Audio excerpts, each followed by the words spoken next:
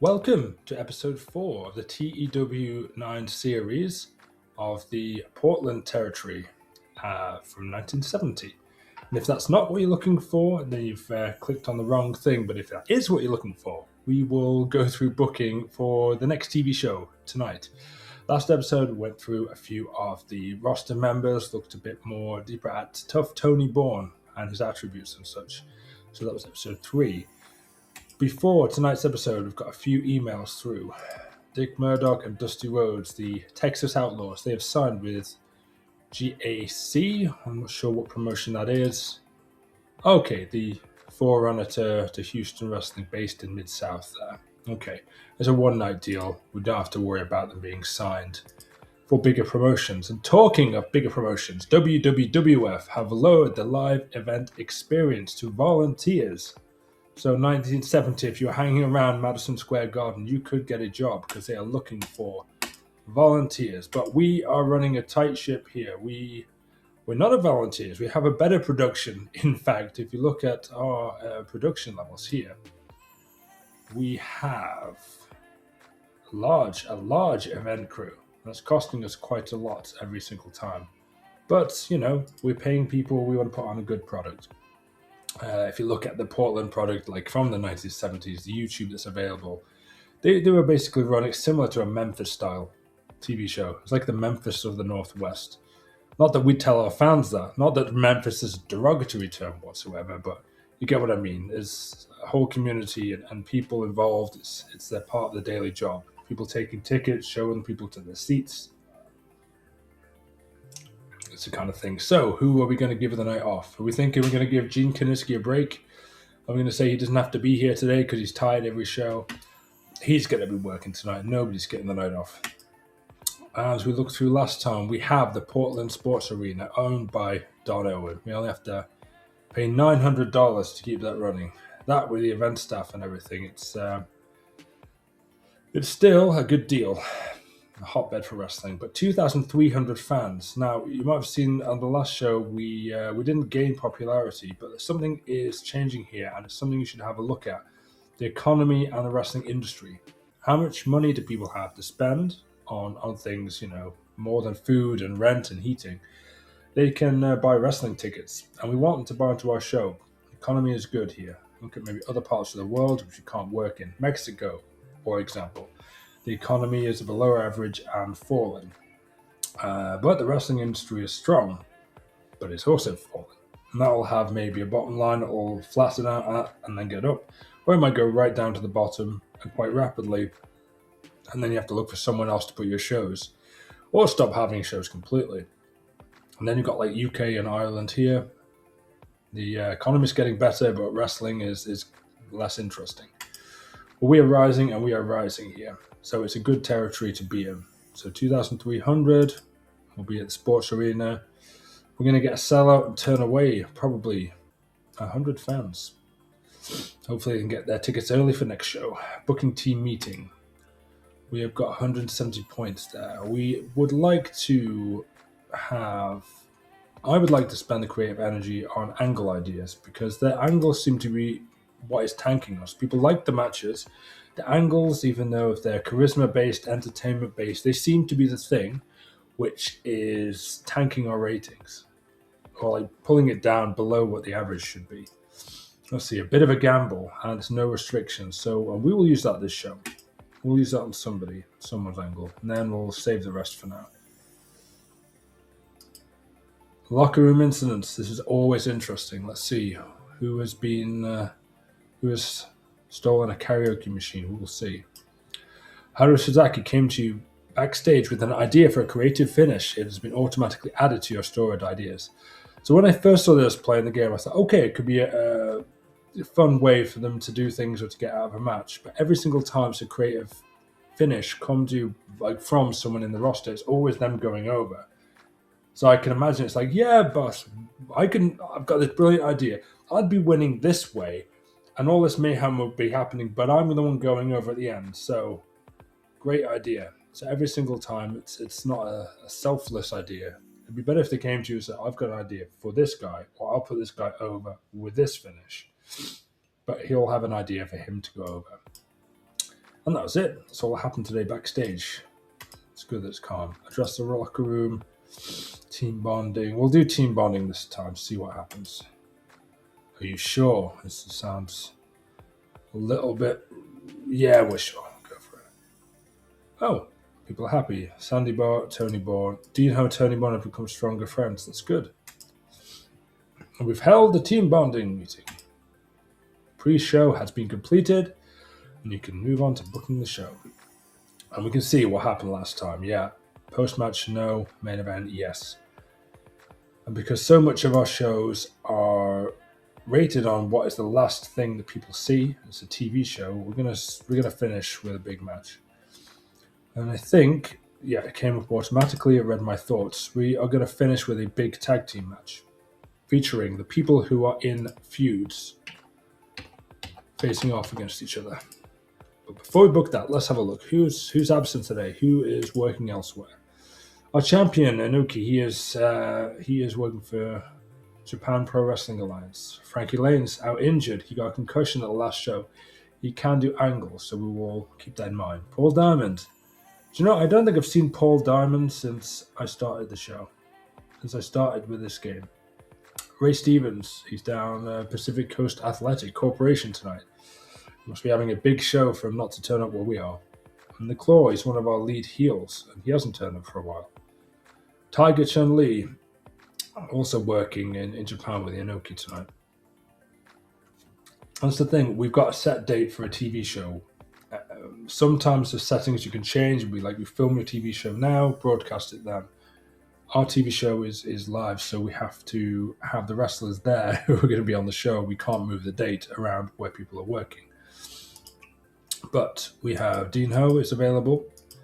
Sasaki is around. Tokamata is around. Dean Ho is now friends with tough Tony Bourne.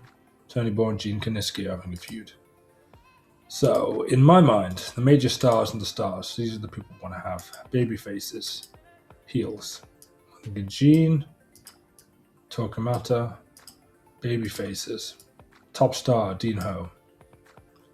Well known, tough Tony Bourne. Is a tag team main event you can have anywhere in the country, but especially in Northwest, because this is where people love to see Tony Bourne do his thing. We'll say 14 minutes for this one. Look at staff.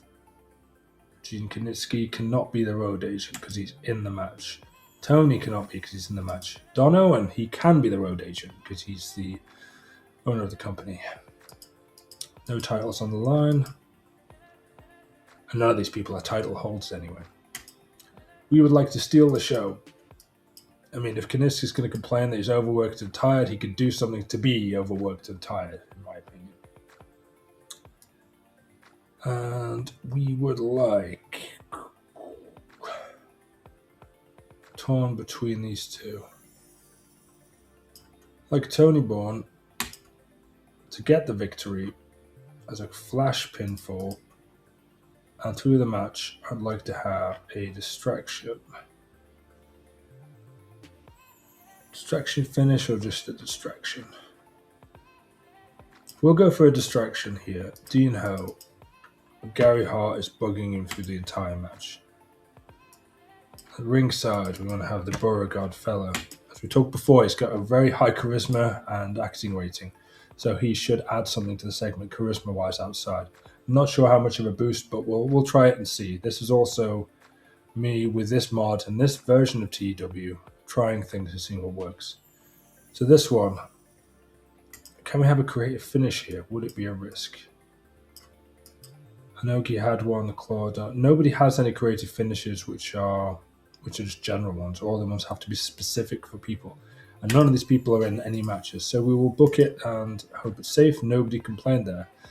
So 60 minutes, including entrances. That is our main event. And we'll have no post-match. But we can have Tony Bourne and Dean Ho. Let's have them doing an interview. An interview in the ring, why not? So they've come down to the ring after their entrance. Tony Bourne. And against Gene Kaniski, not Gary Hart. And the target will be Tokamata. Pre-main event interview. Imagine what they're going to say there. 4 minutes. So we've got 20 minutes there. A good solid last segment for the show. So we're ending on a tag match. Should we have a singles match with some sort of nonsense at the end for our summer main event? Take away always include already booked there, so it's already away. And major stars we didn't have anymore. So these are the people who are just the second tier. Got the tag team champions here. We could use them as well earlier on in the show, I think. Sasaki, he did have that interesting finish. Here is Lonnie Main. Okay. So my thinking here is we have a storyline. Lonnie Main here, he is the young stars about to break out. Frankie Lane, Lonnie Main. The names rhyme. They should be a tag team, but they're not. And we know Frankie is out with a concussion, but Lonnie can wrestle. A shorter match here. Not for any kind of title. Sasaki's going to win. Storytelling style of match. With his creative finish at the end. Which is a bit of a gamble. So this is interesting to see will this work out. And we'll think something creative with a botched interference finish.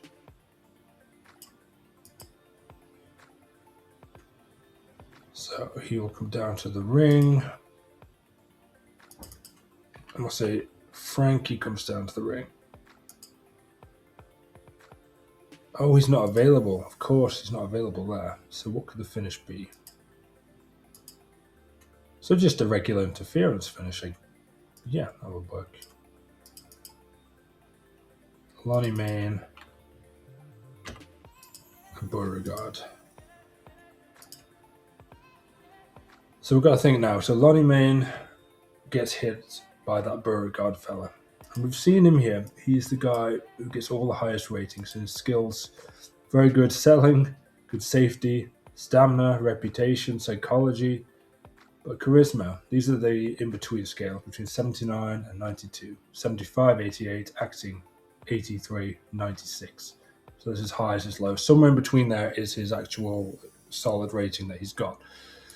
He's an entertainer, class clown personality type. Based in Northwest, which we don't have to pay him much money. So I'm thinking we do a backstage angle. Backstage, 7 minutes. We can do cutting a promo. Because there's not in the old TEW versions and EWR, they had certain presets whereby it was conspiring backstage. And I used to like those ones. And you kind of get in the mentality of that's what's happening. So I'm thinking Beauregard. He's got the high charisma rating. We need to have 60% of our things being either charisma segments, beatdowns, brawls, any of these kind of things. With these two cutting a promo, and their target is Lonnie Main. So Frankie Lane is injured. He can't wrestle. He's part of this territory and part of this angle. So we can make the angle go further forward by using him. We think about Stone Cold Steve Austin when he broke his neck in 1997. Now at SummerSlam. He continued on being on TV every week, doing angles, doing different pieces of business, doing what he could in a limited capacity, but not actually having matches until he was healthy enough to come back. But during the time, even though he was out injured in a wrestling sense, he was still keeping his character over and keeping himself in his storyline still part of all the action. So Lane conspires with Evil Enterprises. And this one, villain angle. In secret, Frankie Lane pays the Evil Enterprise some cash to interfere in a match later on this evening. So we've already booked that in advance, so we know what it is. But if you can imagine the live audience, the TV audience, they're thinking, okay, something's happening. We think it's going to happen, but we don't know. So he's going to be involved in that. We've got an angle, we've got a creative finish. Let's just hope we can pull it off and it all comes together. We had the tag team champions. Where are they? Should we have them? Could we do something different here? We've got so many different types of matches. I do want to explore having odd number battle royals later on. Not today, though, on this show, but maybe in the next main show. What about a three-way tag team match? For the 1970s, I think it'd be quite unusual to have. With elimination rules. So, 6 competitors. I mean, instead of singles view, we'll put on tag team view here. Got the Texas Outlaws, Hell's Angels, and the Von Steigers. I think we use all of them. The 3 tag teams that we have here, we've got heels, we've got faces. Some are well known, mostly unimportant. But we're hoping the ones who are well known, and they're going to go over the Von Steigers, they're going to go over clean. So about 10 minutes there, this match. And we've got to put on that the tag team belts are on the line. So doing that, hopefully the ratings will be pulled up by the fact that the Von Steigers are in the match. We know that Ron from the Hells Angels, he does have some issues there, Ron Dupree, and his personal issues usually bring down the match. If Chris Colt is having a good night, yeah, it usually goes well. If he's having an off night, anything could happen. So it's a bit of a risk, but what is life without risk? Kurt and Carl, whichever one should get the belt. I'm thinking Wild Brawl. That suits everybody in the match. And then after this one, we've got the storyline based one with a bit of an odd finish. So we say Wild Brawl, open match, but a clean finish. So this is the all-out brawl. 3 teams, good at fighting outside the ring, inside the ring. Imagine the action is going anywhere, but only for 10 minutes. Don't want to burn out the crowd.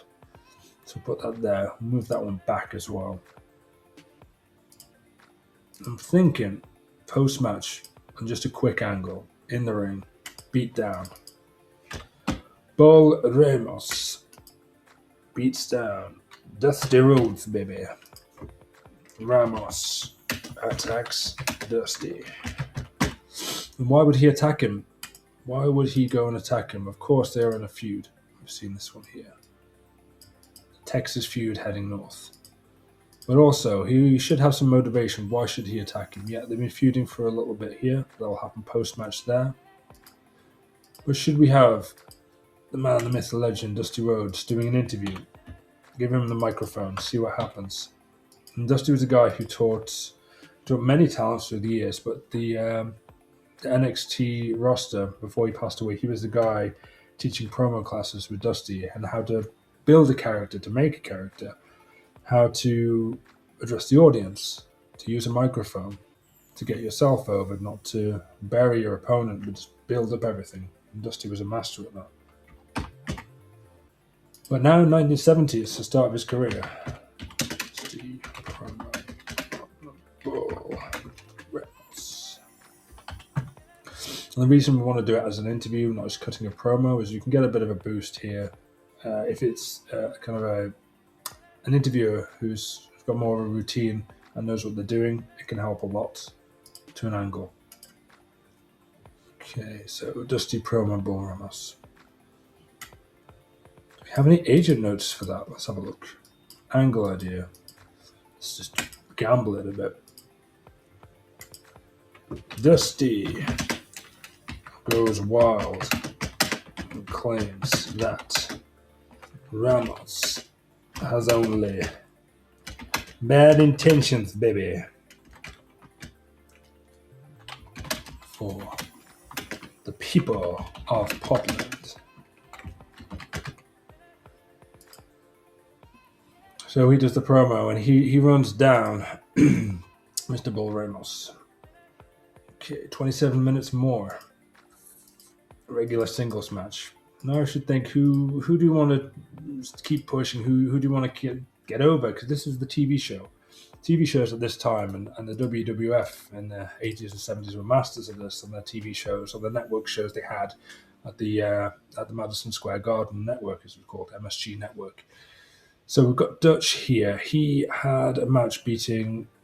Yeah, they had a match beating Sandy Bar Jerry London last time, but we know we want Dutch Savage to take on Inoki on our next main show. So we've got to keep him strong, the strong heel. Dutch Savage. Storytelling, we don't want to burn too many people out. And you're going to see when we do our end of the month shows, there won't be very many storytelling or work the crowd, calm the crowd style matches, unless they're there to break up segments in between. But we'll get into that when we get to it. But when you're booking a TV show, storytelling it can be a very good tool to use. You don't want to burn people out. I'll save something for the main event. And we'll have that, the conspiring angle here. And it says we are too high. We need to think about more angles.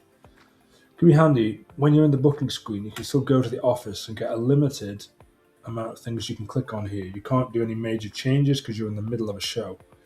But it's good to click on your creative at the top. You see who's your big stars, next big things and such. But talk the talk. And if you're considering who could we use in an angle which someone has charisma, and Tony Bourne has quite a lot of charisma. Ray Stevens is not here, and Oki's not here. Gary Hart we've used, Beauregard we've used. Tony Bourne we've not used yet. Oh, we did pre-main event interview. Of course we have. We could use them more than once, but we'll see. What other kind of angles do we have? Dean Ho, he was beaten down last time. Post-match beatdown. People didn't like that too much. The Vampire fires up to Okamoto. We could have some sort of angle with these Sasaki. Let's have a think. There, we could do something. What about saving the day backstage? Haru Sasaki. We will say he beats up Roddy Piper. Poor Roddy Piper, this age, 15 years old. He looks like he needs a friend, and his friend will be Dean Ho. So Dean Ho saves Roddy Piper.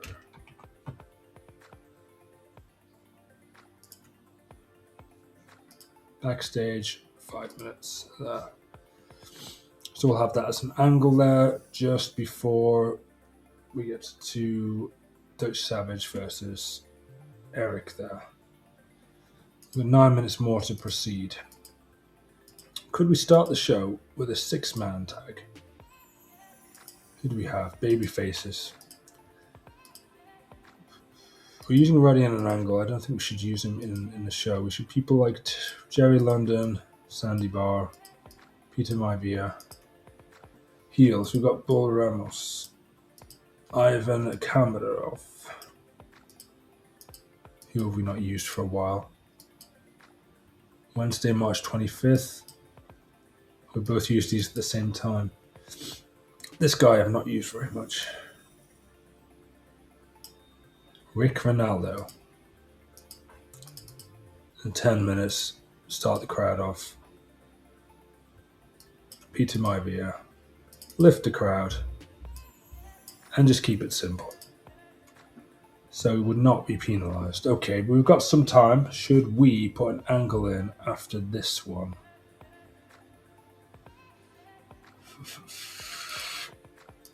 I would like to have 4 minutes. We will do our guy here, our host of the show. Well, Frank Bonema is the host of the show, but he can bring into this fella Beauregard. There.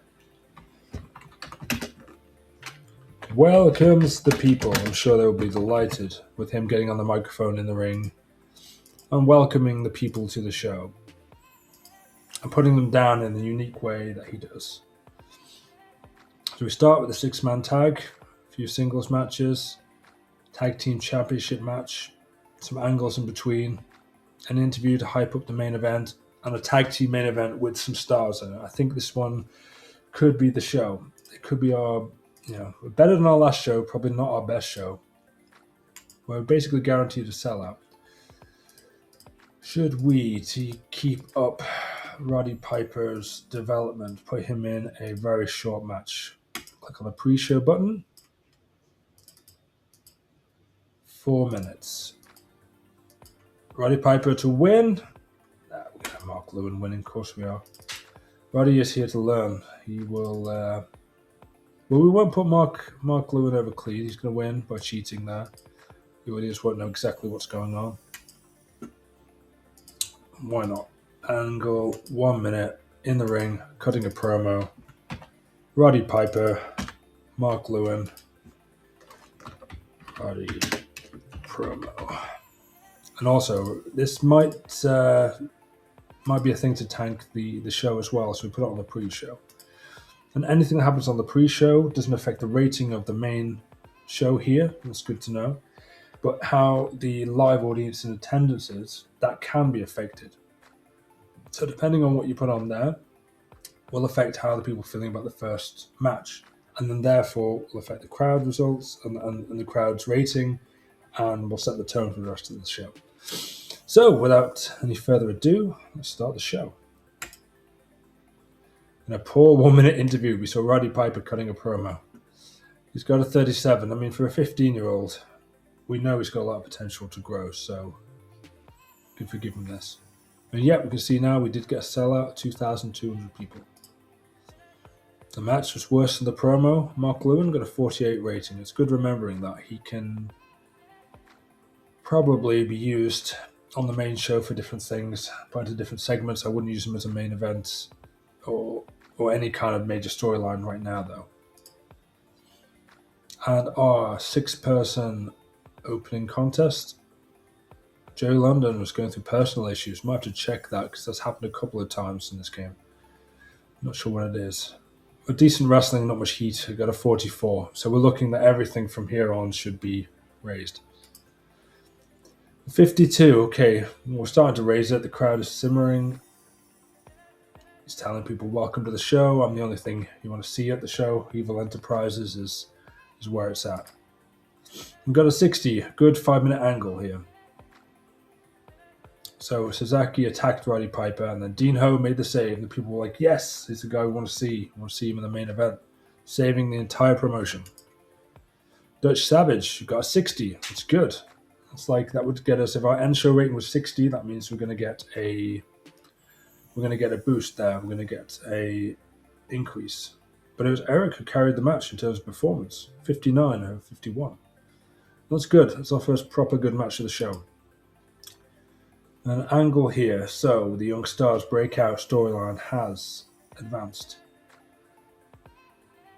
So, the crowds are very hot after this. So we've got a good crowd set up for a big match. And Dusty Rhodes has done a promo. The angle idea was a failure. Well, that's not good. It was a failure, but still the storyline has advanced to 49. It's kind of on an average right now. In a wild brawl, we had good wrestling and a decent reaction from the crowd. The Von Steigers beat the Hells Angels and Texas Outlaws. Again, Ron Dupree, we know he's got issues here. Dusty Rhodes got quite a good rating, but the Von Steigers in the mid to high 60s, really good. Chris Colt, though, we've got a problem here. He's medial collateral ligament sprain, so we have to see how much that affects him going forward. Yes. And an awful 2-minute angle, we saw Bull Ramos attack Dusty Rhodes. Okay, so the angles lost heat because they were so poor in that one. And a good match. Suzuki defeated Lonnie Main by pinfall with a karate chop. Imagine the days we could end a match with a karate chop. But the creative finish was a complete failure. So even though the ratings here were not bad, the wrestling rating, crowd reaction was kind of lukewarm to this, and the overall rating suffered. In an average 4-minute interview, there was an interview with Dean Ho and Tony Bourne. And Frank was the interviewer. Additionally, Gene Kiniski off-screen, Torquemada off-screen. And the main event, we got a rating of 70. An exceptional match. Dean Ho and Tony Bourne defeated Gene Kiniski and Torquemada. So the main event got a 70 rating. That is what we are looking for. An exceptional match. Dean Ho and Tony Bourne defeated Gene Kiniski and Torquemada. 30 minutes 57. Tony Bourne pinned Gene Kiniski with a quick roll-up. The match was designed so the wrestler could go all out and try and steal the show. During the match, we also had Gary Hart distract home. So we had the highest wrestling rating, the actual match wrestling for the entire show. The crowd at the end is very hot. Crowd rating though at 58, but we do an average here, adding some of the bonuses and things that happened. We got a 70 overall for this match. Of the wrestlers, Tony Bourne was the one who was the weaker link here. And there's no real explanation given why, so that could be due to age, could be due to time. Dean Ho got 80. This is exactly the kind of match which is good for him to use. He might not have the best base skills, but it seems to be that this kind of tag match where he can look strong and that he's got other people working with him, which can push his strengths, it seems to be really good. And both of these feuds are gaining heat, which is exactly what we want going into the end of the month show. But we don't know why. Yeah, if his rating was a bit higher, then everything would have got raised. But Torquemada seemed off his game and still got a 70. The match deserves better colour commentary. So you can see that in relation to other ones, that notice never came up on any of the other matches because their level of match was lower than the commentary level. But when we're going to do good matches like this, it could be time to start looking at a better colour commentary. Because if we get a better commentary team and we have a good match, that will push the final rating up even higher. Should we click finish show? Because that can show us the truth of, how is it overall? Because we didn't have the best undercard for this one. We moved things along, but a few of the angles did not deliver. I'm hoping around 62, 63 is an overall. Let's hope the wrestling gods are kind. Okay, overall 61. That's lower than I thought. And we used Beauregard too much, but he's so entertaining. Look, people love him. Or love to hate him, whichever one. And Dusty Rhodes was slightly overused. You obviously haven't seen any WCW from 1988. So we can't address the locker room because it's on their TV show. Injury review. He is out 20 days, but it can be worked through. That means you can put him in matches, but you're going to get a notice saying it's not recommended that you use him in matches. Financial report. So we make money, as I said, with the sponsors and stuff, which you can't see here. We get every month anyway. Broadcast revenue, merchandise, ticket sales. So we've got a baseline. We're always going to get 33,000. On our workers, they don't have to travel so far. Most are based in Portland or the Northwest. Close by. We didn't gain any popularity on that one, but we're staying at the status quo, what we had before. So it's okay. So that was the show for this one. If you enjoyed it, this was episode 4, and we'll be back with the in-between show days. What do we have coming up? 17 days, the end of the month show. Still have time to get in some new starts for that one. Anybody you want to get in, let us know in the comments. And our next TV show is in 6 days. But that'll come out tomorrow.